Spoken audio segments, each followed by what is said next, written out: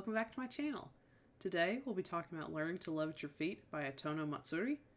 Just so you know, there will be spoilers, so if you don't want to be spoiled on this manga, go ahead and click out now. No worries, I'll catch you next time. Now for those of you left behind, let's talk about some content warnings. There may be references to blackmail, BDSM, and kink shaming as they do appear in this manga. If you are okay with all that, let's go ahead and get started. Alright, so let's start with a quick synopsis. In this world, there are secondary genders and sex characteristics known as dynamics. As part of dynamics, there are doms, subs, switches, and normals.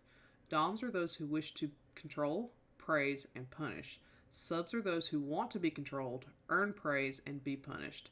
There are exceedingly rare switches, and they can take the role of either a dom or sub during play. Then there are normals, those who aren't inclined or in need of any dom-sub play. Kippei is a sub, but would like nothing more than to be anything else. Kippei has lived his life trying everything he can to avoid the fact that he's a sub. He's relied on medications to keep his needs at bay, but unfortunately the time has come. He's developed a resistance to the meds, so now he needs to find a partner. He's not too keen on hunting for one organically, so he signs up for a government-run matchmaking service.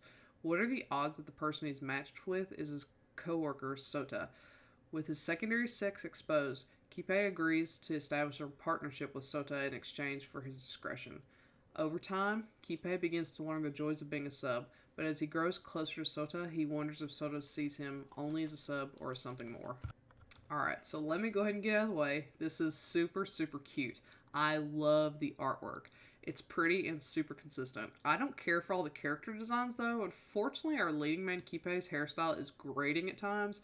Thankfully, it gets better as it goes on because he wears differently while off work, and there are times when his hair is wet from bathing, so it isn't bad all the time.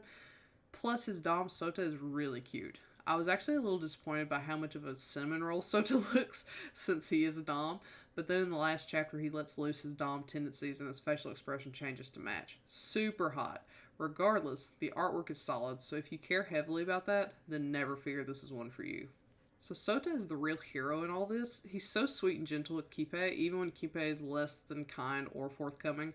He holds himself back and does it at the expense of his own health, which is not good, but romantic. I do wish his background for loving Kippei was built out more. It's relegated to approximately 2 pages showing Kippei giving Sota his seat on the train because Sota wasn't feeling well.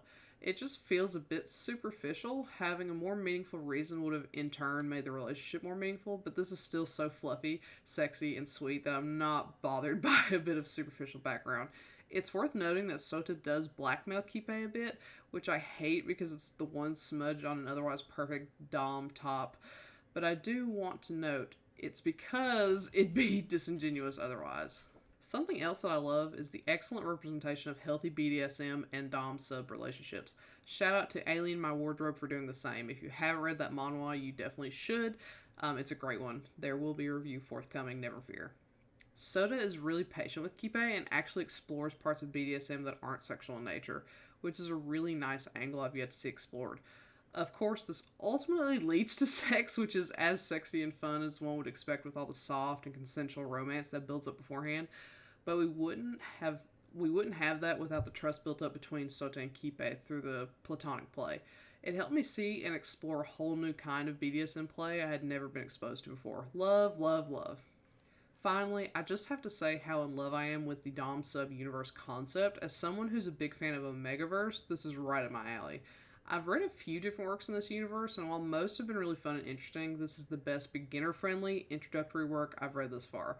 It explains the world well, isn't excessively dark or broody, and is super sexy. I love it so much, and I hope we get more officially licensed manga, manhwa, and novels in this universe soon, because it's quickly becoming one of my faves. Now, with all that being said, it probably goes without further saying, but I love this so much. It shows a fluffy and fun side of BDSM that we don't see very often due to some of the darker tropes that we find in BL and Yaoi. Of course, there is sex, so if that's what you want to see, you won't be disappointed there, but the focus is definitely more on building trust and the fluff. I highly recommend this one if you've yet to see anything in the Dom-Sub universe. It's great. So, have you read Learning to Love at Your Feet? If so, what do you think? Do you agree with my assessment? Do you not? Let me know in comment below. Otherwise, I'll catch you next time. Bye!